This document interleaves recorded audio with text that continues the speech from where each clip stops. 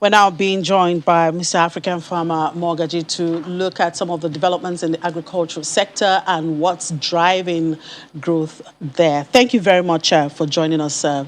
Mogaji. Thank you for having me. Right, we've seen agriculture sector being a major, over the years, we've seen that sector like a major focus for the central bank in terms of intervention. Particularly, we've had the commercial agriculture credit scheme, the agribusiness small and medium enterprises, and of course, the all popular known one, the anchor borrowers. And yet this sector, of course, which is supposed to feed the nation, doesn't seem to be doing well. We have seen the performance in the second quarter. Yes, many will say that the security issue in the country is a challenge, but is it all about security? There must be some key issues why, if we're seeing these various interventions into the sector, and yet it seems it's not yielding any result. Well, first and foremost, I would want to say that, yes, they are all beautiful interventions that have come, had some impact, but in terms of scaling for results, we have a huge challenge there.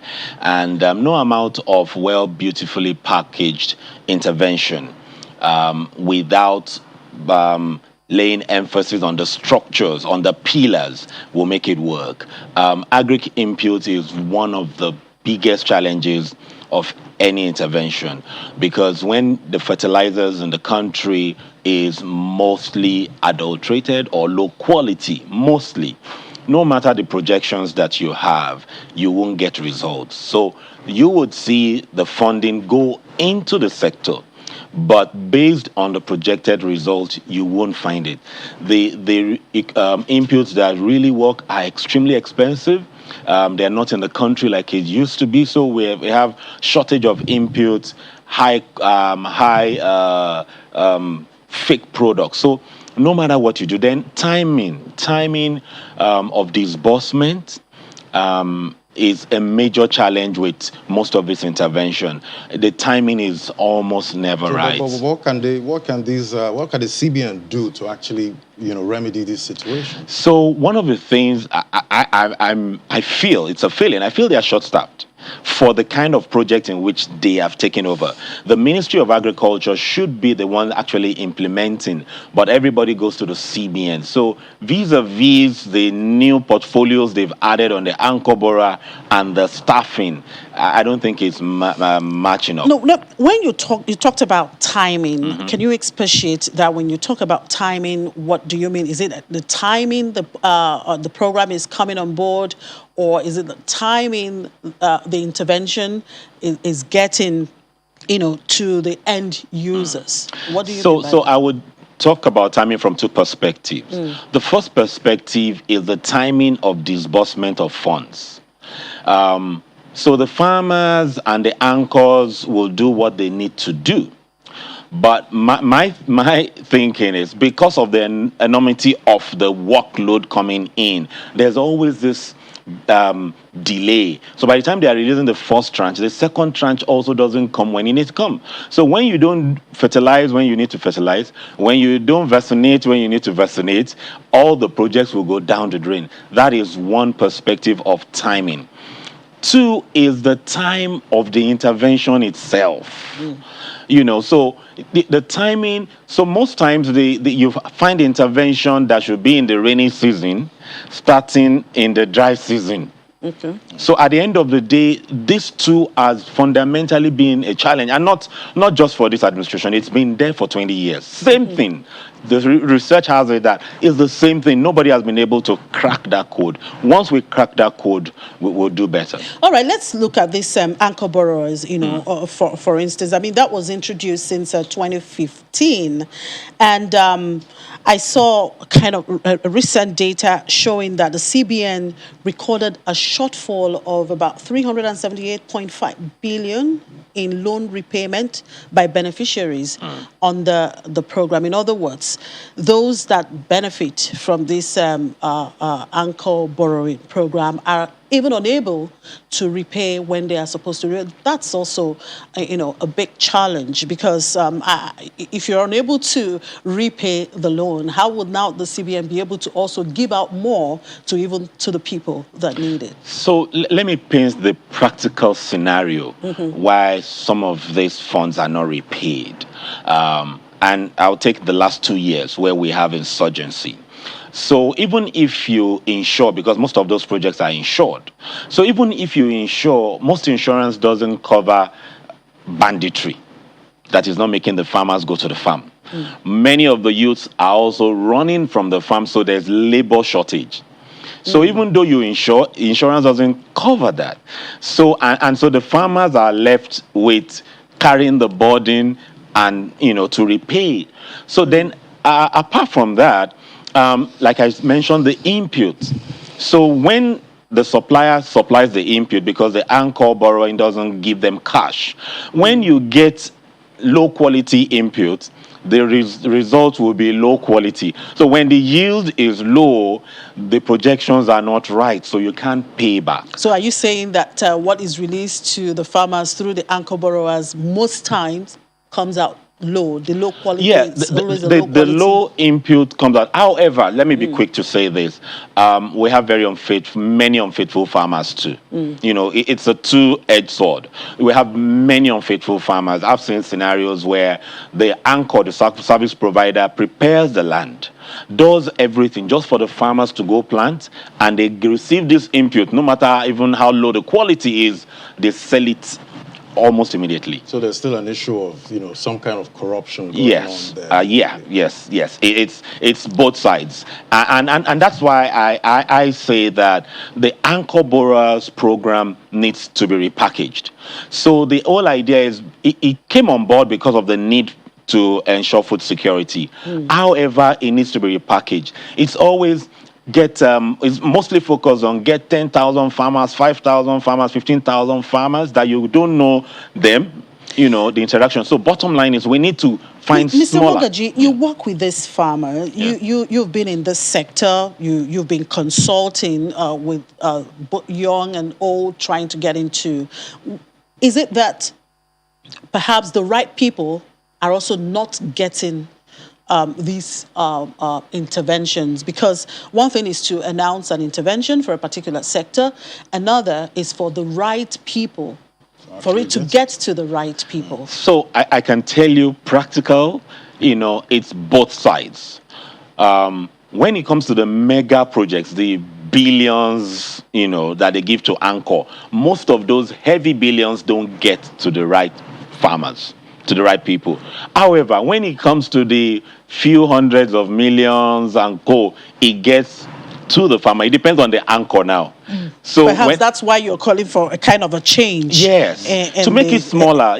What worked during our founding fathers, Nnamdi Azikiwe, Tafawa Balewa, Awolowo, they work with local farmers in local communities. We also work with local farmers, local communities, and the recovery rate is fantastic. Once they are not more than 50, 100, it can be managed. The 1,000 and 1,000, we like big things in Nigeria, and that's why we don't get that result. The smaller it is, the farmers know each other, they can monitor each other, it's easier.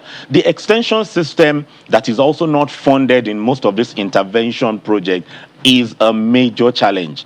So you fund, but there's no extension agent to check on them, to talk to them. That is crucial. So you don't fund intervention. When interventions were working, the extension agents were fully operational. So we need to rejig these things, but it can work. Right. Now, you did mention the youths running away from the farm. And I know that this present administration have been talking so much about engaging the youth in agriculture. And I know that you work with the youth, and you're a youth yourself, if I may put it that way. Anyway, so how do we begin to engage the youth and bring them back to the farm and make it more fun, for them? So the first thing is that when it comes to farming, going to production, livestock or crops, it's not meant for everybody. It's for a selected few. However, the value chain, processing, marketing, entertainment, you can have people come in. So we focused more on the production. Now we need more youths in the processing. But most importantly, we need to speak the language of the youth. I started before I became a teenager.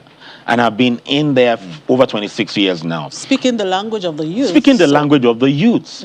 The youths today want two things: entertainment and money. Okay, so how do you bring in entertainment in agriculture, in farming? Yeah, so, the social media is what the youths, many of them are singing, in code, they use the word they want to blow now. Get them, put a competition or what we call a challenge now. Put a challenge out for them to rap. You select the ones, they come in. You first have to get their interest. Right. Once you get them talking, singing, and code, they pay attention. Then two, the youth they want us to show them the money, strictly the money. So I was shown the money in 1995 as an intern, and I waited. So there was a farmer I worked with in Itoiki who forgot 75,000 naira with me from sales. When a farmer forgets 75,000 naira in 1995, after 2 weeks, I took it to him. I said, "Sir, this money." He said, which money? So when I now sat down to say, if you could forget 75,000. In other words, there's a lot. There's a lot. and he showed me the money, how you're planting population. If it should be 40,000, it should be 40,000. He showed me how to get the money. And once you say you use this seed, you get this result. You must be willing. You see, we also don't process them for the journey. So we just say, go into farming. How much? Like when we talk about data now, we don't push data to youths. Like now, an average about 600 million is spent on cattle consumption in Lagos daily. The youths don't know that. All they need to hear is the figures and a system to get it done. Yeah. They are quite patient also. But bottom line is we don't show them. We talk to investors. We don't talk to the youths as potential investors for the future. They need to invest their energy.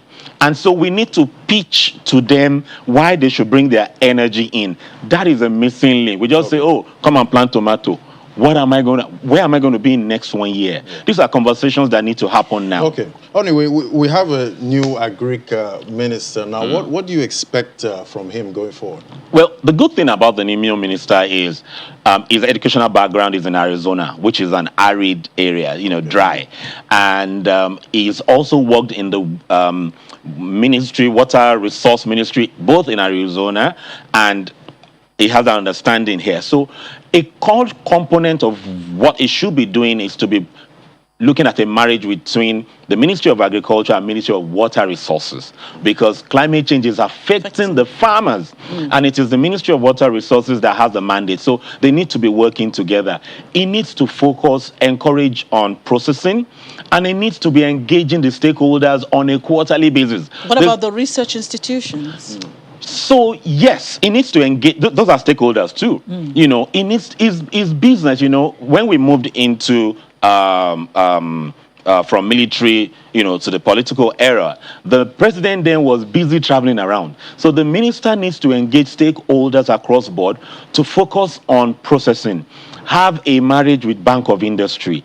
These things are crucial. If the Ministry of Agriculture wants to take the shine alone, we won't get results again. But he is experienced and is also a current minister. So the bureaucracy of just coming in and trying to adapt is not there. But he knows these things. The thing is that, will the political system allow him do what he should do? Because we're entering into 2022. Yep. That's a big question that needs a big answer. And it has this dynamics in the year preceding. Yeah. Right. Thank you very much. We do appreciate your time on the program. Let's just hope that he makes a difference. Yes, I hope so. Yeah. And then he tries to engage more youths. And for you advocacy groups, can I also engage him? And no man is an island. Yes. Show him the right. He has the foreign background. I believe we should listen. Okay. We'll see how that goes. Thank you very much. Thank you for having me. Okay, we'll take a break. And when we come back, we look at how macroeconomic sentiments affect investment decisions in the country. Do stay with us.